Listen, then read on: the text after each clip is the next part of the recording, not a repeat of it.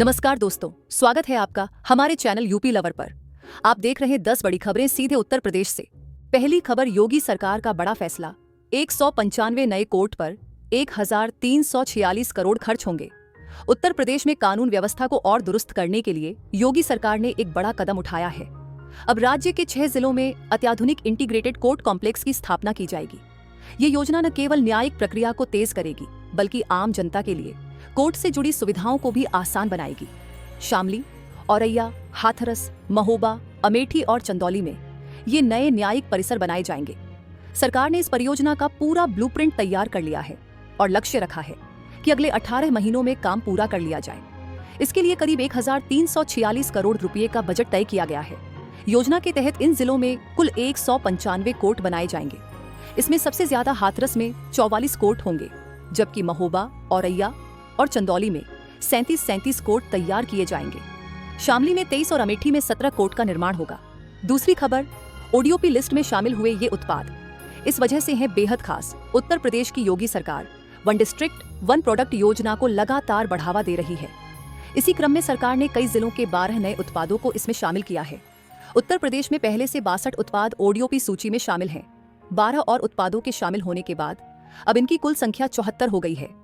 जिन 12 उत्पादों को सूची में शामिल किया गया है, उनमें बागपत के agricultural implements and related accessories, Saharanpur के हौजरी उत्पाद, फिरोजाबाद के फूड्स प्रोसेसिंग, गाजियाबाद के मेटल उत्पाद तथा टेक्सटाइल एंड अपेरल उत्पाद, अमरोहा के मेटल एवं वुडन हैंडीक्राफ्ट, आगरा के पेठा उद्योग एवं सभी प्रकार के फुटवेयर, हमीरपुर के मेटल उत्पाद, बरेली के लकड़ी के उत्पाद, एटा के चिकोरी उत्पाद, प्रतापगढ़ का खाद्य प्रसंस्करण, बिजनौर का ब्रश एवं उससे जुड़े उत्पाद और बलिया का सत्तू उत्पाद आदि शामिल है। तीसरी खबर, यूपी सरकार ने अफसरों की कार्यशैली पर नई ग्रेडिंग प्रणाली की लागू, पारदर्शिता में बढ़ेगा सुधार। उत्तर प्रदेश सरकार ने अफसरों के कामकाज का मूल्यांकन करने के लिए एक नया कदम उठाया है। अब अफसरों की कार्यकुशलता के आधार पर उनकी ग्रेडिंग की जाएगी। मुख्यमंत्री डैशबोर्ड के जरिए यह व्यवस्था लागू की जाएगी, जिससे अधिकारी की कार्यशैली का मूल्यांकन किया जाएगा। ये कदम प्रशासन में पारदर्शिता और जिम्मेदारी को बढ़ावा देने के उद्देश्य से उठाया गया है। मुख्यमंत्री कार्यालय से जुड़ी अपर मुख्य सचिव ने इस संबंध में एक आदेश जारी किया है। इसके तहत प्रदेश के सभी अफसरों को उनके कार्य प्रदर्शन के आधार पर 4 श्रेणियों में बांटा जाएगा। इस नए आदेश में जिलाधिकारियों, पुलिस कप्तानों, मंडलायुक्तों और अन्य विभागीय प्रमुखों के कार्यों का मूल्यांकन किया जाएगा। ये ग्रेडिंग प्रणाली अधिकारियों की जिम्मेदारी, कार्य की गुणवत्ता और शासन के नीतियों के क्रियान्वयन पर आधारित होगी। शासन ने इस प्रणाली के माध्यम से अधिकारियों की नकारात्मक या सकारात्मक कार्यशैली की पहचान करने की योजना बनाई है, ताकि अच्छे कार्य करने वाले अधिकारियों को प्रोत्साहन और लापरवाही बरतने वालों को दंडित किया जा सके। चौथी खबर, राजनाथ सिंह और सीएम योगी ने लॉन्च की ब्रह्मोस यूनिट। यूपी बना डिफेंस सेक्टर का नया हब। जौ उत्तर प्रदेश की राजधानी लखनऊ रविवार को एक बड़े गौरवशाली पल का गवाह बनी। देश की सुरक्षा ताकत में इजाफा करते हुए यहां ब्रह्मोस एरोस्पेस की नई यूनिट का उद्घाटन किया गया। रक्षा मंत्री राजनाथ सिंह ने वर्चुअल माध्यम से इस परियोजना को राष्ट्र को समर्पित किया। इस ऐतिहासिक मौके पर लखनऊ में मुख्यमंत्री योगी आदित्यनाथ और डिप्टी सीएम केशव प्रसाद मौर्य के साथ ब्रजेश पाठक भी मौजूद रहे। ब्रह्मोस को दुनिया की सबसे घातक सुपरसोनिक क्रूज मिसाइलों में गिना जाता है और इसकी नई यूनिट भारत की रक्षा शक्ति को और मजबूत करेगी। समारोह के दौरान यूपी में स्ट्रेटेजिक मटेरियल्स टेक्नोलॉजी कॉम्प्लेक्स का भी उद्घाटन किया गया। पांचवी खबर, एक साथ खुलेंगे 71 राजकीय महाविद्यालय, इतने पदों की सैद्धांतिक मंजूरी। जल्द जारी होगा आदेश। 2025-26 शैक्षणिक सत्र में 1 जुलाई से उत्तर प्रदेश में पहली बार एक साथ 71 नए राजकीय महाविद्यालय खुलने जा रहे हैं। उच्च शिक्षा विभाग के लिए यह खास उपलब्धि वाला सत्र होने जा रहा है, जिसमें एक साथ 71 नए राजकीय महाविद्यालय खुलने जा रहे हैं। इतनी बड़ी संख्या में महाविद्यालयों में पठन पाठन शुरू होगा। उच्च शिक्षा निदेशालय के अफसरों को अब तक 40 से अधिक महाविद्यालय हस्तांतरित किए जा चुके हैं और अब अधिकारी फर्नीचर समेत दूसरे संसाधन जुटाने में व्यस्त हैं। इन महाविद्यालयों में असिस्टेंट प्रोफेसर के 1065 पदों समेत सीधी भर्ती के कुल 1562 पदों की सैद्धांतिक मंजूरी मिल चुकी है और बहुत जल्द आदेश जारी होने की उम्मीद है। जब तक नियमित नियुक्ति नहीं होती, तब तक दूसरे महाविद्यालयों के शिक्षकों को संबद्ध करके कक्षाएं चलवाई जाएंगी। खास बात यह है कि राष्ट्रीय शिक्षा नीति 2020 के अनुरूप इन महाविद्यालयों में विज्ञान, वाणिज्य और कला तीनों वर्ग की पढ़ाई कराई जाएगी।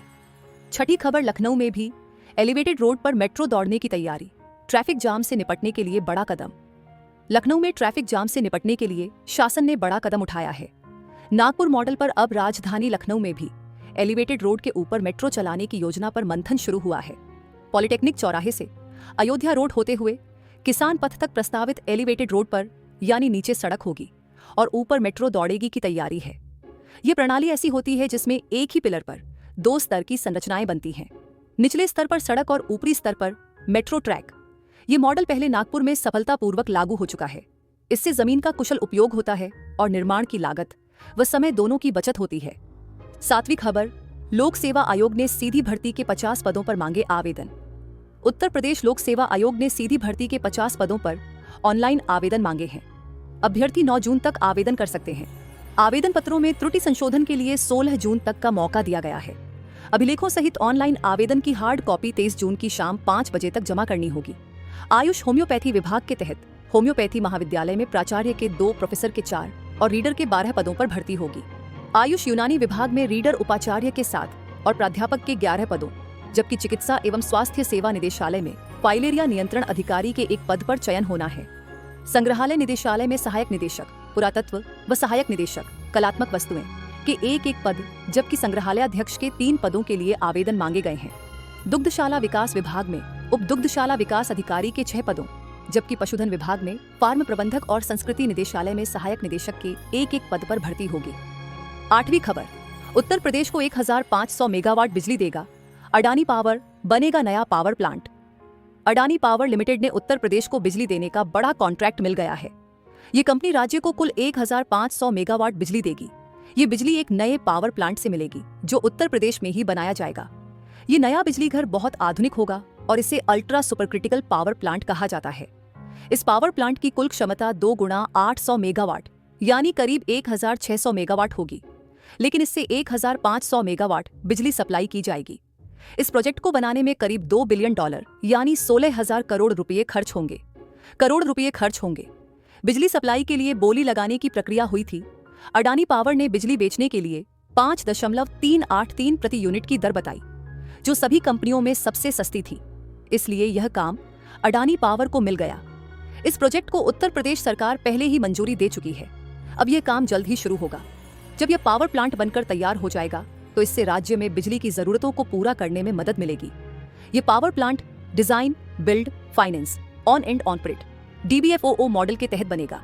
अब अडानी पावर और Uttar Pradesh power corporation limited UPPCL के बीच लंबे समय के लिए बिजली सप्लाई का समझौता किया जाएगा। 9वीं खबर, मेरठ में अवैध कारतूस सप्लाई करने वाले गैंग का भंडाफोड़, मदरसे के छात्र समेत 3 गिरफ्तार। दिल्ली के नीरज बवाना गैंग से जुड़े तार। उत्तर प्रदेश के मेरठ में पुलिस ने एक बड़े अवैध कारतूस सप्लाई नेटवर्क का भंडाफोड़ करते हुए एक चौंकाने वाला खुलासा किया है। स्वाट टीम और लाल कुर्ती थाना पुलिस ने मिलकर एक गिरोह के 3 सदस्यों को गिरफ्तार किया है, जो न केवल भारी मात्रा में अवैध कारतूसों की खरीद फरोख्त में शामिल थे, बल्कि इनके दिल्ली के कुख्यात नीरज बवाना गैंग से जुड़े होने की भी जानकारी मिली है। पुलिस ने इनके कब्जे से 200 से अधिक खतरनाक कारतूस बरामद किए हैं। इस मामले में मुख्य आरोपी की पहचान शारिब फरीद का पुत्र के रूप में हुई है, जो सठला गांव, थाना मवाना का निवासी है। ये हैरानी की बात है कि शारिब एक मदरसे में हाफिज की पढ़ाई कर रहा था। उसके साथ पकड़े गए अन्य 2 आरोपी हैं उवैद खान, जावेद का पुत्र जो मैन मवाना का निवासी है, और हैदर खान लईक अहमद उर्फ भूरा का पुत्र, जो पंचायती घर के पास सठला का निवासी है। तीनों आरोपियों से की गई पूछताछ के दौरान कई चौंकाने वाले तथ्य उजागर हुए हैं। 10वीं खबर, 10वीं पास युवाओं के लिए सुनहरा मौका, यहां मिल रही 21,000 रुपये तक की नौकरी। जाने आयु सीमा और प्रोसेस। यदि आप हाई स्कूल पास और नौकरी की तलाश कर रहे हैं तो आपको 10,000 रुपये प्रतिमाह की नौकरी मिल जाएगी। ये संभव होगा अलीगंज के राजकीय औद्योगिक प्रशिक्षण संस्थान में 14 मई को लगने वाले रोजगार मेले में। सुबह 10 बजे से मेला लगेगा। मुख्यमंत्री मिशन रोजगार योजना के अंतर्गत 14 मई को अलीगंज के राजकीय औद्योगिक प्रशिक्षण संस्थान 5 कंपनियों की ओर से रोजगार मेले का आयोजन किया जाएगा। प्रधानाचार्य राजकुमार यादव ने बताया कि मेले में प्रशिक्षणार्थियों को अधिक से अधिक संख्या में प्रतिभाग कराने के लिए सभी कार्यदेशकों एवं अनुदेशकों को प्रेरित करने के निर्देश दिए गए हैं। रोजगार मेले में टाटा मोटर्स, लखनऊ एवं Pantnagar, Shiva enterprises, deluxe bearings, JBM तथा एजेस फेडरल लाइफ इंश्योरेंस कंपनियों की ओर से भर्ती की जाएगी। ट्रेनिंग काउंसलिंग एंड प्लेसमेंट अधिकारी MA खान ने बताया कि मेले में 18 से 30 वर्ष की आयु के अभ्यर्थी भाग ले सकते हैं। धन्यवाद। अगर आपको हमारा यह वीडियो पसंद आया हो तो इसे लाइक करें, शेयर करें और यूपी लवर को सब्सक्राइब करना ना भूलें।